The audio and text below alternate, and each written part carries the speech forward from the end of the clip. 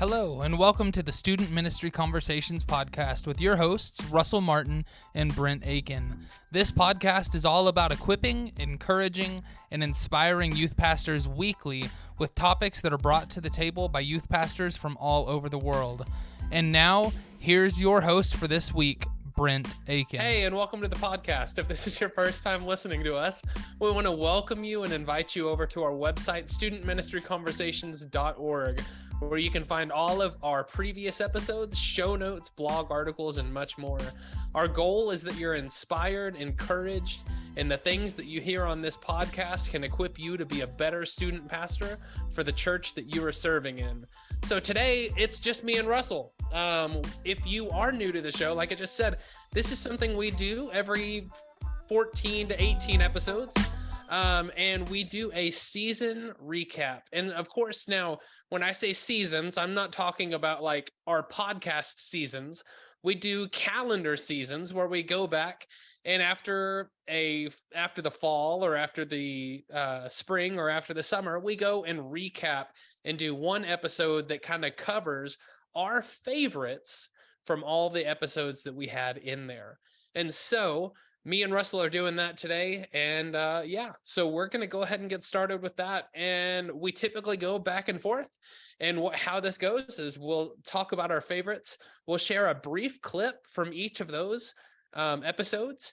And then if you like what you hear, you can go back and check out that full episode on our website, or you can look through your favorite podcast provider and find them there as well. So Russell, I know you had a little bit of a hiatus for this season, but man, super glad to have you back. But what is your first favorite episode this season? See, I was going to suggest you went first, so that way you had one, and I had went back and forth. That's like fine. that. I can go first. No, that's okay. I'll jump in. I had actually 2 episodes this entire break, so we've had some changes in church and some family things we've been going through, and so Brent was able to kind of take the lead and had a whole bunch more podcasts than I had, and some great guests that I wish I had talked to, but that he did a great job with. But so the last 2 that I did will be my favorites. And the most recent one I did was with John Batch. And John and I actually connect over Facebook.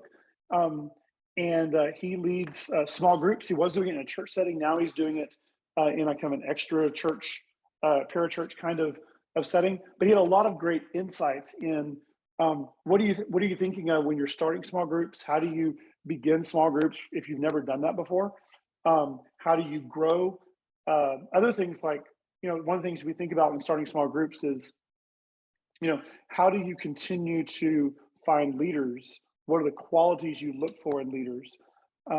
Even curriculum. So if you are thinking about small groups at all, if you are looking at, which I would highly encourage you to, as in your youth ministry, this would be a good episode to kind of give you a basis of how to proceed, how to start, how to move forward doing small groups. And so we're going to play a clip for you, just one little bit of wisdom from him on this, but I highly encourage you to go back and listen to everything on this episode. About search or having small group leaders, you never stop looking. So you always have a role that you need a leader, student or adult, that you need to fill, right? The moment that you say, I'm good, you're not, right? Yeah. So we're always, every conversation I have at church, every conversation I have in the community is, could this person be my small group leader? Mm-hmm.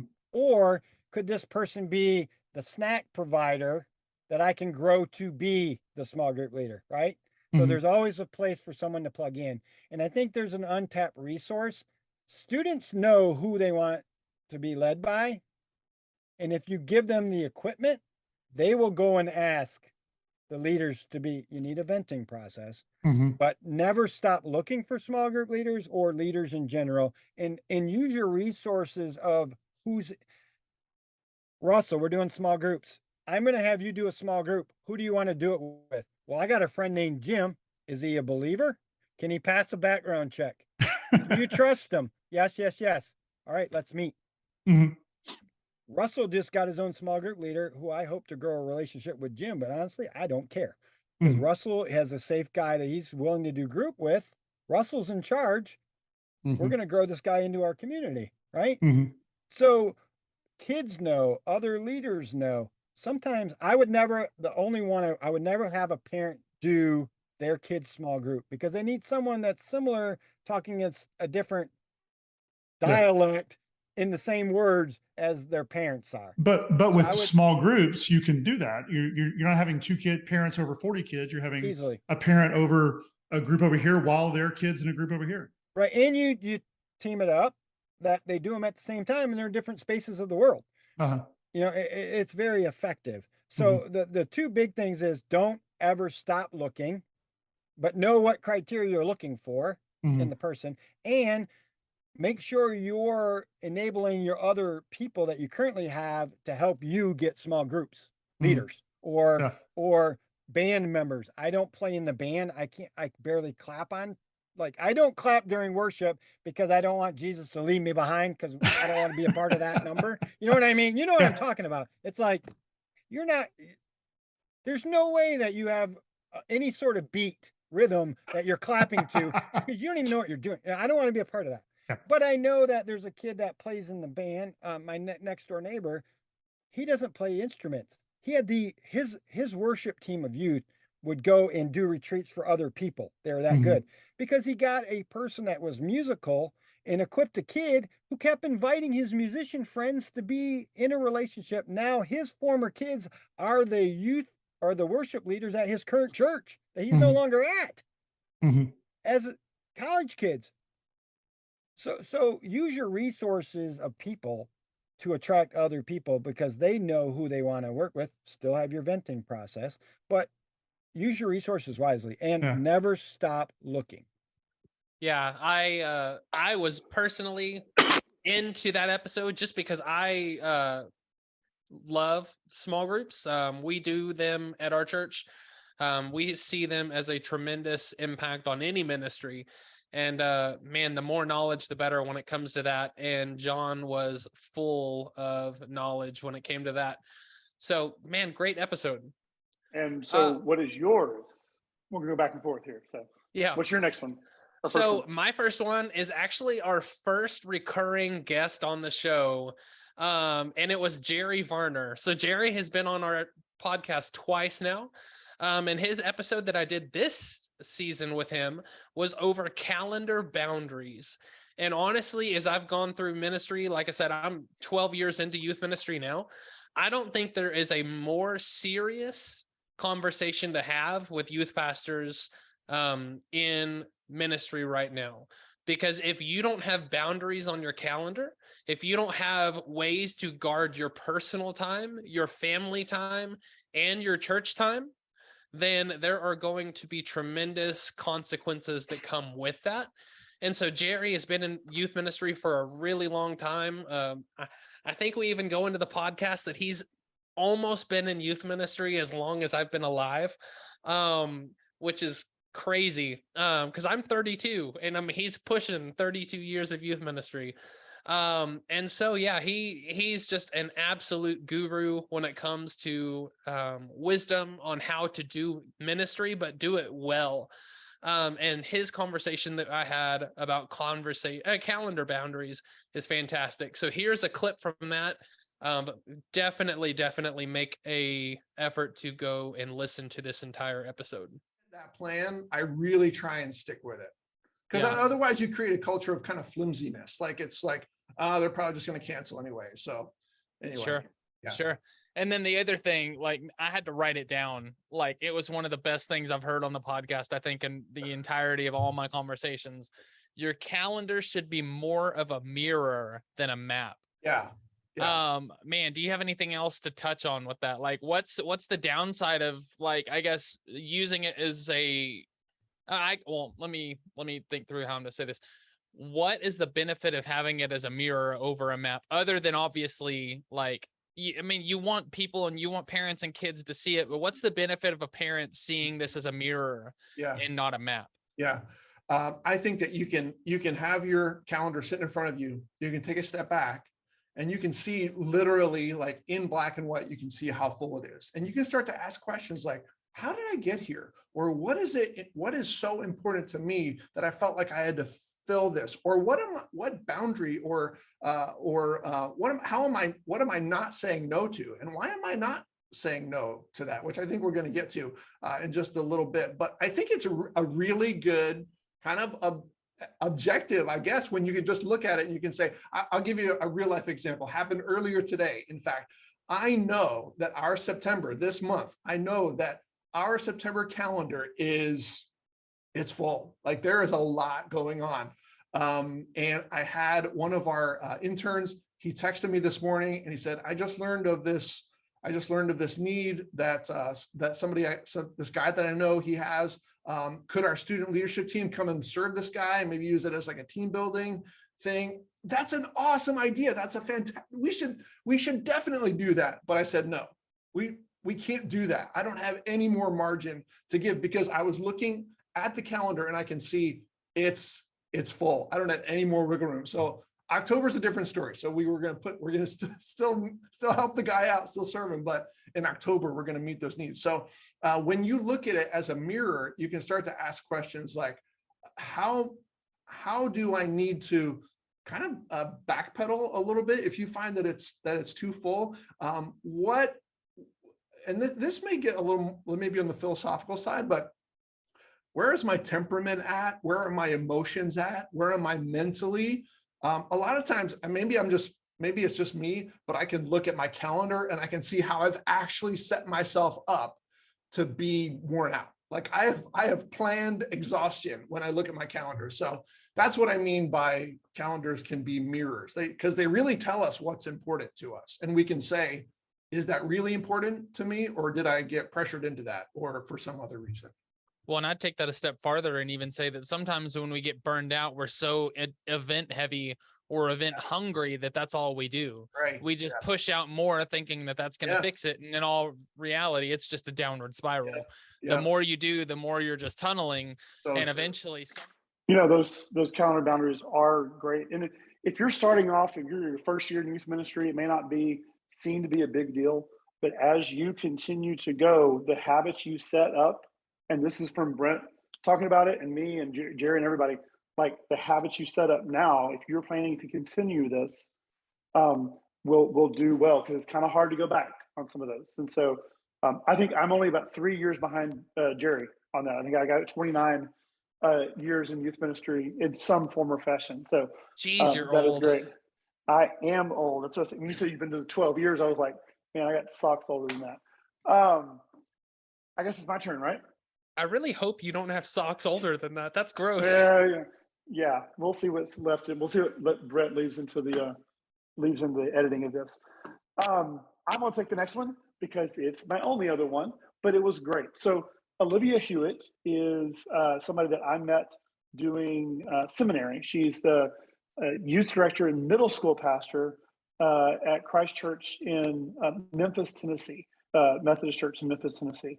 And so I go to Asbury Seminary, and that was our extension site, and that's where I go to my classes. And so I talk with her about middle school ministry. There's a lot of things that are different. I mean, a lot of churches have everybody together, and that's great.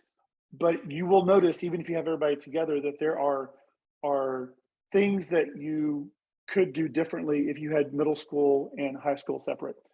Not everybody can do that, but I would encourage you to find times that you can. There may be times, it may not be all the time, but if you have a middle school retreat or a middle school night or something like that, that you can focus on some things that they are dealing with that the high schoolers have already dealt with. And you can kind of, there's some different needs there is what I'm trying to say. So that's what we go into. We go to what are some of the needs of middle school specific, and what are some of the ways that you can speak to middle schoolers specifically as you go through this. And so we're going to play just one of the clips, but as always, like I say, this is only part of what we are talking about in the podcast. So listen to this, and then I encourage you to go back and listen to the rest of it. What do parents, church leaders, everybody, what do we get wrong about middle schoolers? I think mainly just diminishing their emotions. because some of my students will come up to me and be like, man, I had a really rough day. I got a C on my test and da da da da. And like, to us, we know it's not going to matter in a week. We know that. But for them, it feels like the world. It feels like their world is crashing in. And I remember being that middle schooler, being really upset about something, and people would just be like, oh, it'll be fine in a week. But that's not how you feel in the moment. And I think they need both that person who is going to sympathize with them and be like, hey, it's going to be okay, and not diminish their emotions, but also that person that's going to point them back into reality lovingly. Just be like, hey, I really understand that you're struggling with these things. But not to let them get stuck in those feelings as well, if that makes sense. Yeah. Man, what a pivotal moment in ministry, middle school years. A lot of identity discovery, a lot of finding out where you belong. So much impact happens in middle school. And then the other thing about middle school is if you take a kid's attention and take a kid's focus in middle school and you keep them engaged in middle school, that will last all throughout high school as well. And so it's such a powerful opportunity for ministry. And man, Olivia's conversation was fantastic. Really, really glad that one got to be on here, because that was one that kind of surprised me, because when you brought up, hey, we're going to talk about middle school ministry, and I started looking back through our archive of podcasts, I was like, we've never done an episode on middle school ministry? What? So better late than never, but man, what a great episode with Olivia.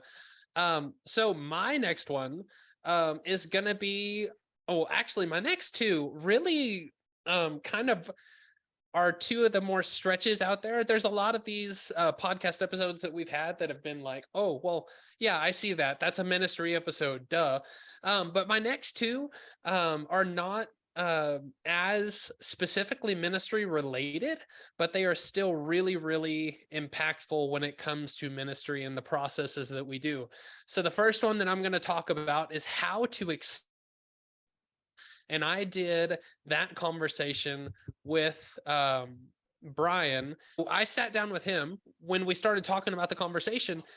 His idea was, hey, I want to talk about how to experiment well. And I started thinking about that.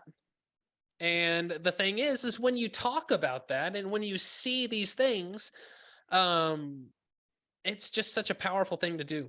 And so when you experiment well, you have opportunities to try new things with safety nets, with opportunities to really, really catch any potential damages that could come that way in a trial basis. So you can have opportunities to try new things without potentially ruining your own reputation or others. So this is a clip that we have from that episode. Like I said, please listen to the whole thing. Great episode. But we can't share the whole thing in here, but this is definitely a favorite. Yeah, and so that kind of leads me into my next question.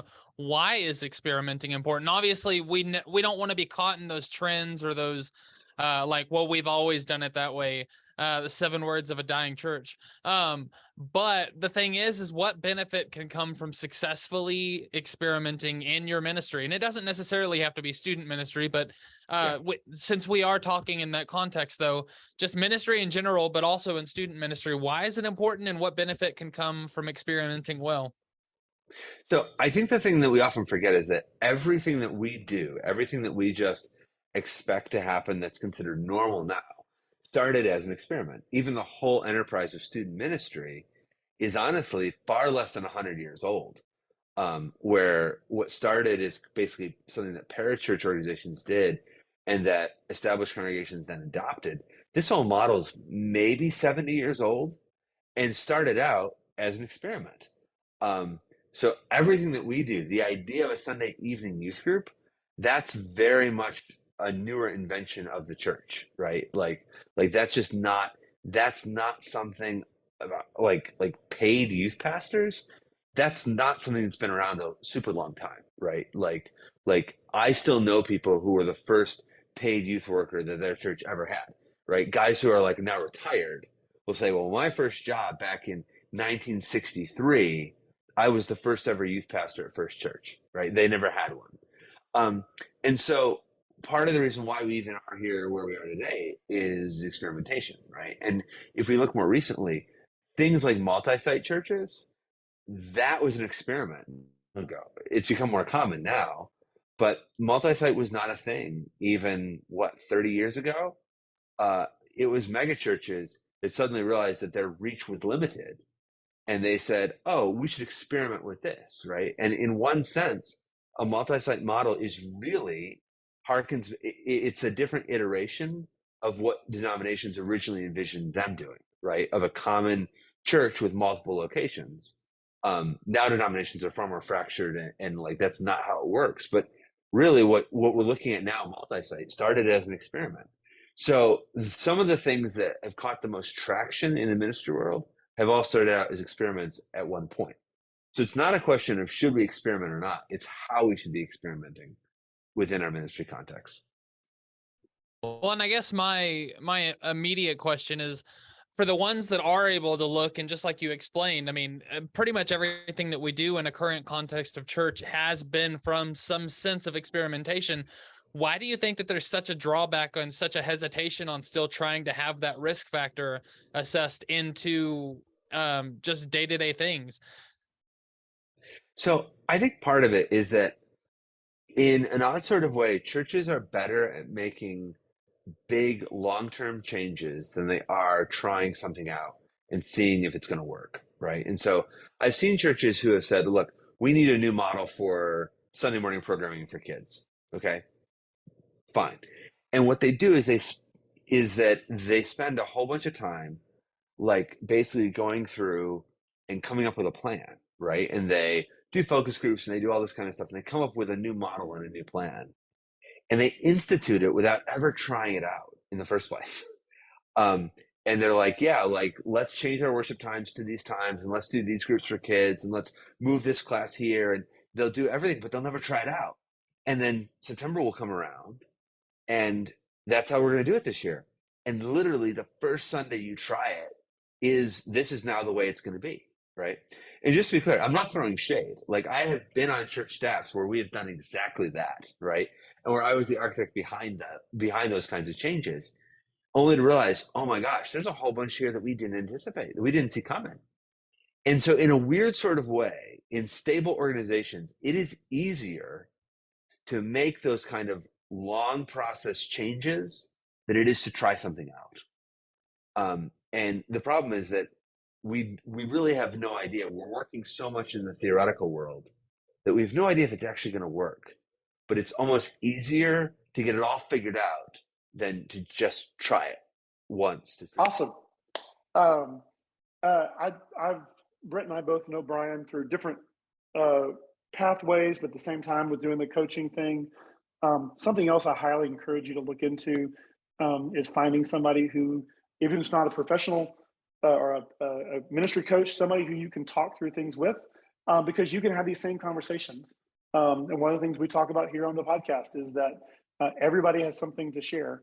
And so network and find those people that you can work with, and you can have some of these great conversations like we did because we knew Brian. So, well, I didn't have but 2 episodes this time, so I'm going back to one I didn't highlight last time, but back to episode 50. Y'all remember episode 50? Wow, we've been doing this a long time. What are we at now? 70 something? 84. We are at episode 84. So this is actually, we are recording episode 85. We are 15 episodes from 100. End of this semester should be about 100. Yeah. Like we can go into summer with 100 episodes. Anyway, I'm going back to half that, back to 50, to Jung Rock O, or Rocco. He was in my youth group. And so I had the chance to sit and talk with him about what are the things that we did well? What are the things that we didn't do? After he'd been out for several years it was great to kind of get a perspective from one of my students to think, these were where we missed the mark, but here's where we hit it out of the park. We do evaluation ourselves a lot of times, but I'll encourage you too to do the same thing, to find some students. If you've been there for a while, find some students and see, hey, we thought we were preparing you for college. Did we actually do that? And so it was great. He had some great things to share and some criticisms to talk, lovingly to talk with me about. And so I just want to share one of those moments where he thought we could have done a little better, talking about worship. And so I'll just play that clip for you. What are there things that you felt maybe just weren't, I'm not saying bad, they're not negative, but just weren't as effective, or anything that you looked at that you were like, hey, that Russell, you thought you were helping me a whole lot, and that didn't help, or just that maybe didn't work as far as within the youth group, something that you could advise another youth leader to say, hey, this may not be doing as much as you think it is? Something that I wish we could have been better at. Yeah, that's a good way to go. While I was in youth, I wish we prioritize worship a little bit more, and the quality of worship a little bit more. Now, back then, you had so much on your plate and so many areas that you needed to cover on your own. And even with some of the people there they're helping, the parents, there to help with food, people like Colleen, or some people like, I know I shouldn't keep popping out names, but people like Sadie, people, they were there all the time to help out, who were tremendous help, and who were tremendous, just like setting things up and making sure everything was in place, ready to go. I wish we would have prioritized it a little bit more. And I wish I would have asked you to delegate me to take care of that and to kind of build that area myself. Now, obviously I was 15, 16 years old, and I probably didn't have the ambition that I do have now to kind of reach out to you to see if I can lead a team of guys and take that responsibility for myself and try to build that. Now I have that ambition, and now I'm so driven by that to build a team of volunteers to excel in what I'm doing and improving quality and take care of my volunteers and stuff like that. But looking back, I wish I had that ambition. I had that motivation to even go to you and be like, hey, Russell, I'm really passionate in worship. I really enjoy what I'm doing. Let me grab these guys that are also passionate, also wants to get involved, and let me see what I can do with this team. Let me see how I can grow this team and kind of help them help me and just improve the quality of worship and just take it really seriously going forward.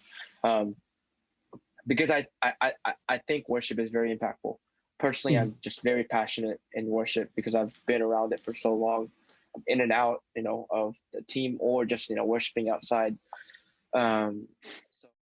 Yeah, I loved that episode just for the idea of what did the students actually think about what we're doing.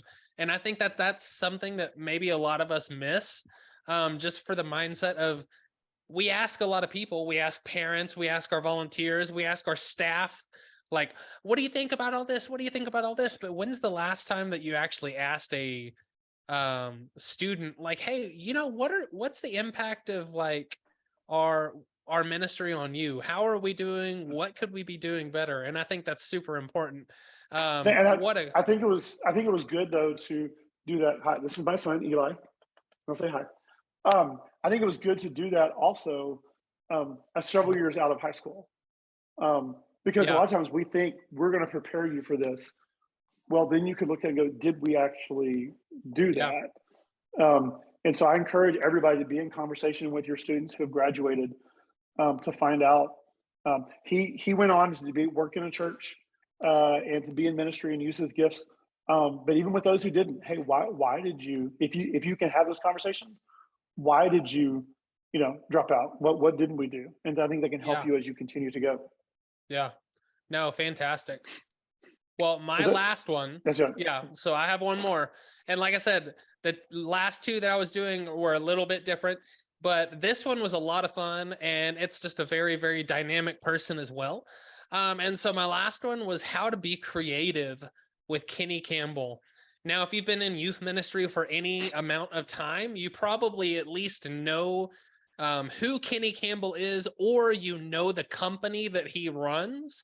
And that is stuff you can use, which is the founders of Grow Curriculum. And so they are a tremendous curriculum resource out there where they provide basically and like youth ministry in a box, from parent ministry to discipleship plans to student lessons to graphics to games to anything and everything that you could use in that. And so we've both been fans of Grow for a while. And you actually can go and check out their stuff by using studentministryconversations.org/grow and check it out. And that is a affiliate link. So if you buy from them, you're helping them out, but you also help us out because we get part of the proceeds from that as well. And it goes straight back into supporting this podcast. But when me and Kenny sat down, we talked about what it means to be creative.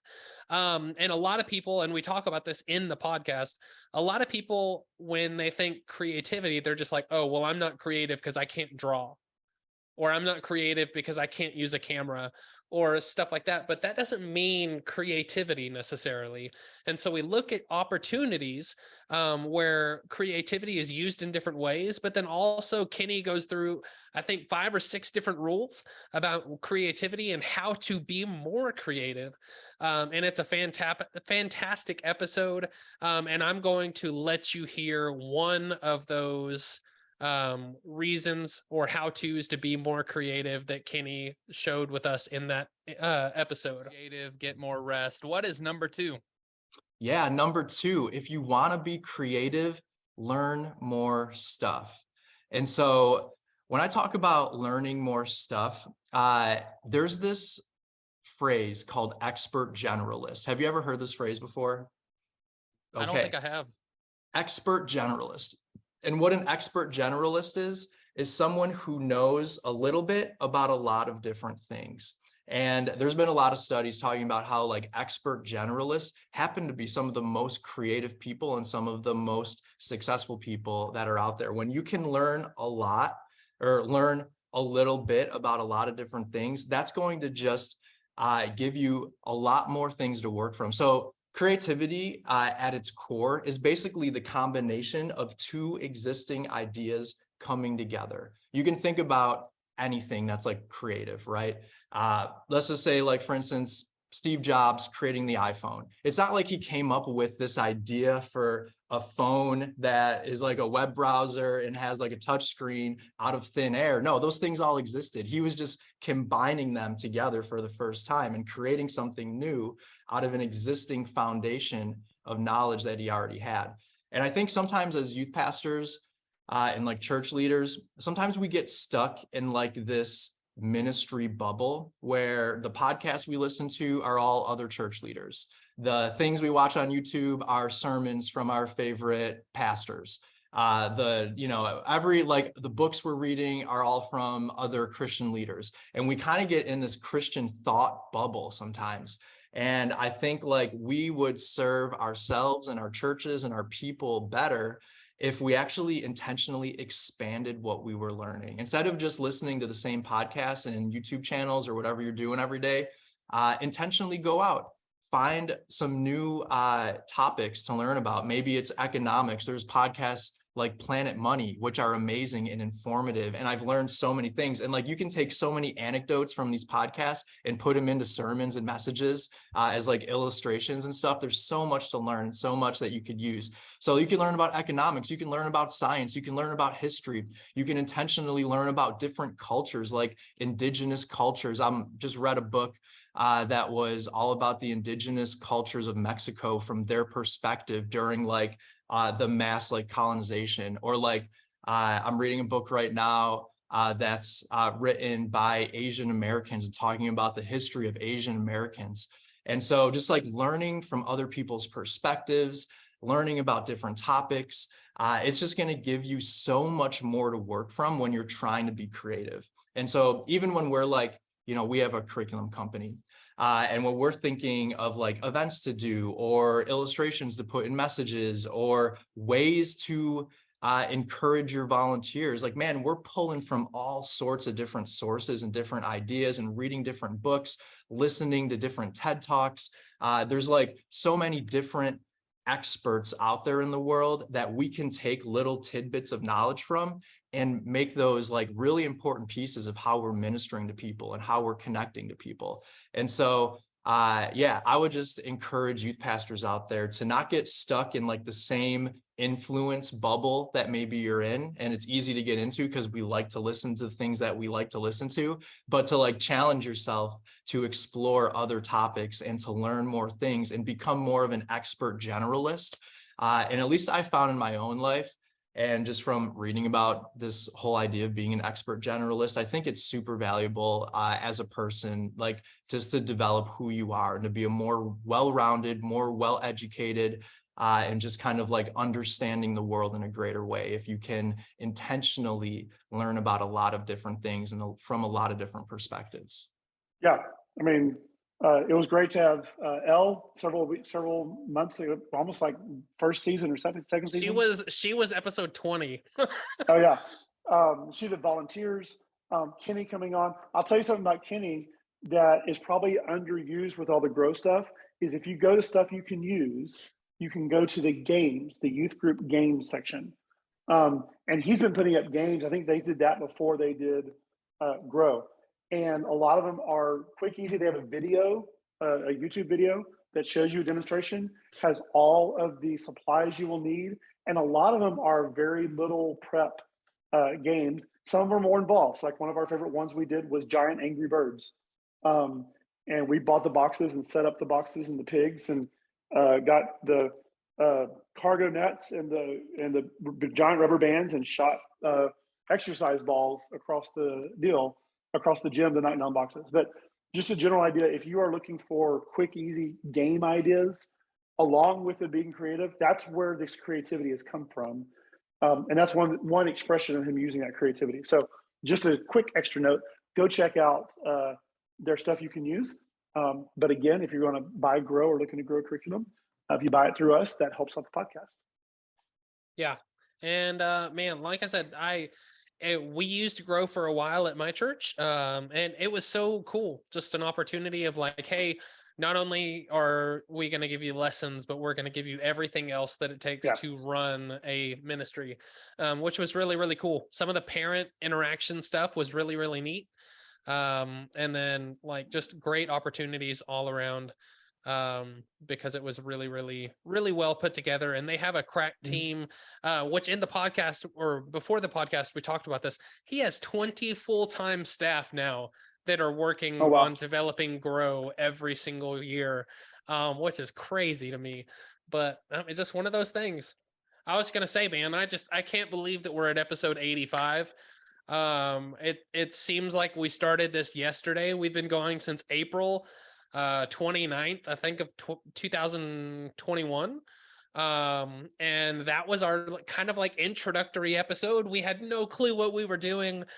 We just were kind of, like you said earlier, we were kind of under the tie of, you had your podcast that you used to do, that was kind of equipping youth pastors. And then we kind of had the idea of like, hey, what if we made this, and went a different direction with it? And what if we kind of brought new light to it? And I'm going to be honest, man, it was something that I was excited about, had no idea, but we had the idea of like, let youth pastors be the ones that are talking, and like this thing could go forever.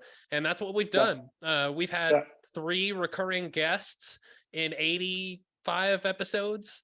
Outside of you and me, obviously we're recurring guests. But like 3 people have come back for 2 episodes, in 85 episodes. So lots of different voices, lots of different people from different areas, different regions of the US. Just a lot of different insight and wisdom when it comes to youth ministry and what to do. And there's a lot of great ones to come. I don't know about you, but I have a few that are coming down the pipeline. I have a couple that I'm really, really excited about. If you've caught a few of them, I've already done a Students on the Fringe Part 1 and Students on the Fringe Part 2. Here in the next few months, we will be releasing Students on the Fringe Part 3, and that is going to be specifically addressing homeless kids and how to minister to homeless kids, which I'm really, really excited about. I also have an episode coming up with Mark Matlock, which has been a big name in youth ministry for a while. A lot of research and study goes into his work, and I'm excited to have a conversation with him. And then I'm super excited because we also have Mark DeVries coming on the show too. And Mark is as far as like wisdom, and he's definitely up there at the top of our guest list so far. And I'm super excited to have him up there as well. But we have a ton of different people coming up. We have no plans or no intentions of slowing this podcast down, and which Russell leads me to my next thing and kind of my closing, and I'll let you kind of finish out the show. If you want to be a voice on this podcast, please, please, please let us know. All you have to do is reach out to us on social media at Talk Student Men, send us an email, podcast@studentministryconversations.org. And you can come on the show and share your wisdom with the student ministry audience as well, because we'd love to have you on the show as well. So Russell, close us out. What else do you have to say? And I was going to jump in with that. Look for some other possible new things. There's things in my mind that haven't actually come about yet. But I'm hoping to get some new things actually on the website side. So look for that, some more resources maybe for you.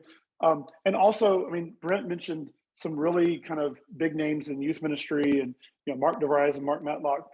But I would say that over half or 3/4 of our episodes are like our friends who without a doubt, that we did church camp with last week. And we had a conversation there, and we're like, hey, would you come? They're not all like big name speakers and stuff. And we love that. We love having those who have wisdom and who have been in the ministry and the business and the whole thing for a long time. But we also know that there are voices out there. A lot of times you just need to hear from somebody who just did this last week and, hey, I'm struggling with this. And so we look for those voices as well. So if you have something you want to share, even on a topic we've already talked about, it's always good to have another perspective. And so we have several student ministry leadership teams from different perspectives and stuff. So if you have interest in joining us, we would love to hear from you. And then, or if you know somebody who would be great. But with that, again, reach out to us on Talk Student Men, check out studentministryconversations.org, and just reach out and connect. And we will talk to you next time.